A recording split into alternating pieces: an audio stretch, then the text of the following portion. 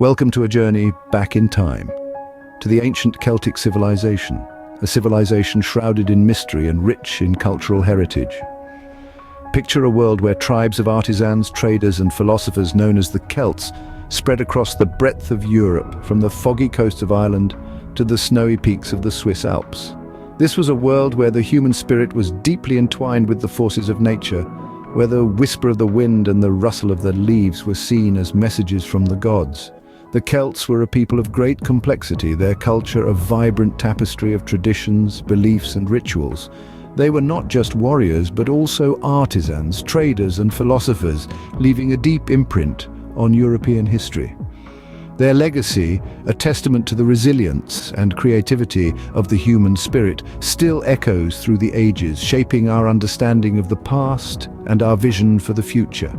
The Celts had a profound spiritual life. Their pantheon was diverse, with gods and goddesses governing every aspect of life, from the mighty Dagda, the All-Father and Master of Magic, to the Morrigan, the Phantom Queen and Goddess of Fate and Death. Every god and goddess had a role, a purpose, and an influence on the Celtic people. The Celts didn't just worship these deities out of fear or obligation, but out of respect and admiration. They saw them in the rivers they fished, the forests they hunted, and even in the very air they breathed. Their gods and goddesses were not high and mighty beings residing in some far-off realm. They were right there with them in every blade of grass and every gust of wind. These deities were not distant figures, but an integral part of the Celtic life, influencing their decisions, actions, and of course their rituals.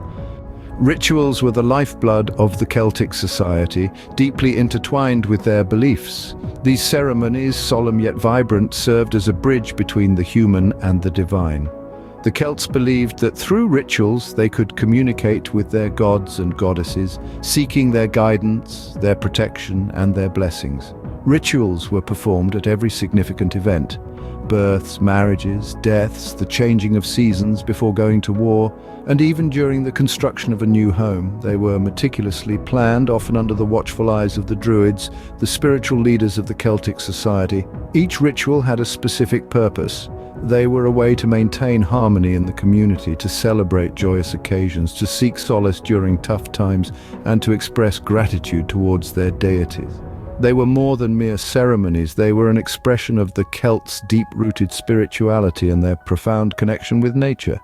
Rituals were an essential part of the Celtic lifestyle, a way to connect with their deities and maintain harmony in their society. Celtic rituals were diverse, ranging from rites of passage to seasonal celebrations and war rituals. Each one held a mirror to the Celtics' profound bond with nature, their gods, and their community. Let's start with rites of passage. These were important milestones in a Celt's life, marking stages like birth, coming of age, marriage, and death. Each rite was met with a specific ritual. For instance, during a naming ceremony, the infant would be introduced to the elements: earth, air, fire, and water, as a way of asking for protection and blessings from the gods. Seasonal celebrations were equally significant.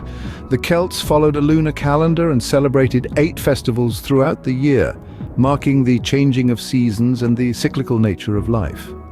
Samhain, Beltane, Imbolc and Lugnasad were the 4 major celebrations, each with its unique rituals and customs. They were times of feasting, games, and honoring the gods and goddesses that governed their lives. And then there were the war rituals. The Celts were fierce warriors, and before going into battle they would perform rituals to invoke the strength and protection of their war deities. These rituals often involved the use of ceremonial weapons and the recitation of powerful incantations. But it wasn't just about the rituals themselves, it was about the belief that permeated every aspect of them. The Celts believed that their rituals created a bridge between the physical world and the spiritual realm, allowing them to communicate with their deities and receive their blessings. This belief was so deeply ingrained in their culture that it influenced their daily activities, their art, and even their social structures. Each ritual had its unique significance, reflecting the Celtics' deep connection with nature, their gods, and their community. Through these rituals, the Celts not only expressed their beliefs and values, but also strengthened the bonds within their society, creating a sense of unity and belonging that is truly inspiring. Among the Celtic rituals, the most controversial are undoubtedly those involving human and animal sacrifices. These rituals were not acts of wanton violence, but rather sacred rites, deeply rooted in the Celts' spiritual beliefs. The Celts believed that sacrifices were necessary to maintain balance in the natural world and to appease their pantheon of gods and goddesses. Historical records and archaeological findings provide evidence of these practices. Animals were often sacrificed during seasonal celebrations and rites of passage, their blood used in various rituals. Human sacrifices, though less common, were usually made in times of war or calamity, as the ultimate offering to the divine. Scholars have varying opinions on this matter, some arguing that human sacrifices were more symbolic than literal, while others maintain they were a real and integral part of Celtic rituals. These practices, though disturbing to us today, were part of the Celts' belief system and their way of appeasing their gods. In the heart of the Celtic spiritual life were the Druids, the Seers, the gatekeepers of the other world. These figures were no ordinary members of society, they were conduits between the earthly realm and the spiritual world. They navigated the cosmos's unseen forces, interpreting signs and deciphering omens, guiding their communities through the ebbs and flows of life. Their role was akin to that of a shaman, a spiritual guide with the ability to connect with the divine. They would enter trance-like states, journeying into the other world to communicate with the gods, to seek wisdom or divine intervention. They were the keepers of sacred knowledge, the interpreters of dreams, and the mediators between the gods and the people. But their influence extended far beyond the spiritual realm. Druids were not just religious leaders, but also teachers, judges, and advisors, playing a pivotal role in the society. They were the intellectual elite, the wise men and women whose counsel was sought in all matters, from disputes to decisions of great importance. The Celts left behind a rich collection of artifacts that provide a glimpse into their ritual practices. Among these treasures we find ceremonial weapons, often ornately decorated and imbued with symbolic meaning. These were not tools of war, but instruments of ritual wielded by priests and chieftains during sacred ceremonies. Equally fascinating are the Celtic cauldrons, large bronze vessels used in feasts, offerings, and other rituals. Many of these bear intricate designs, some depicting scenes from Celtic mythology, hinting at the stories and beliefs of this ancient civilization. But perhaps the most iconic of Celtic artifacts are the torques, rigid neck rings crafted from twisted strands of metal. Worn by both men and women, these were symbols of status and power and often featured in religious rites. These artifacts, though silent, tell a story of a people deeply spiritual, connected to their gods and the world around them. Certain locations held sacred significance for the Celts, where they performed their most important rituals. Two such places are Stonehenge, a prehistoric monument in Wiltshire, England, and the Hill of Tara, a ceremonial site in County Meath, Ireland. Stonehenge, with its massive stone structures arranged in a circular pattern, is believed to have been a place of healing and a site for observing celestial events. The Hill of Tara, on the other hand, was the seat of the High King of Ireland and a key ceremonial site. It was here that the king would engage in a symbolic marriage with the goddess of the land, ensuring fertility and prosperity.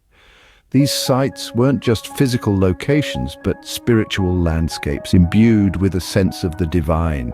They were the stage where the Celts connected with their gods, celebrated the changing seasons, and sought guidance for their community.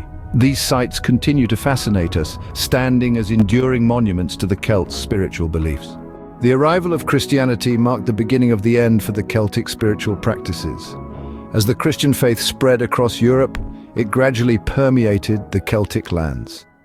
The new religion, with its promise of salvation and its reverence for a single deity, offered a stark contrast to the pantheon of gods and goddesses worshipped by the Celts. Christian missionaries, most notably St. Patrick, tirelessly worked to convert the Celtic people, often adopting and adapting Celtic rituals and sites into Christian practices and law to make the transition more palatable. Over time, the Celtic rituals, once vibrant and deeply ingrained in the society, began to fade.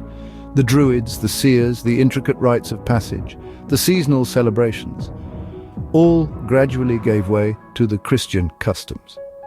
Despite the decline, the Celtic spirit lives on, their rituals and beliefs leaving an indelible mark on the world.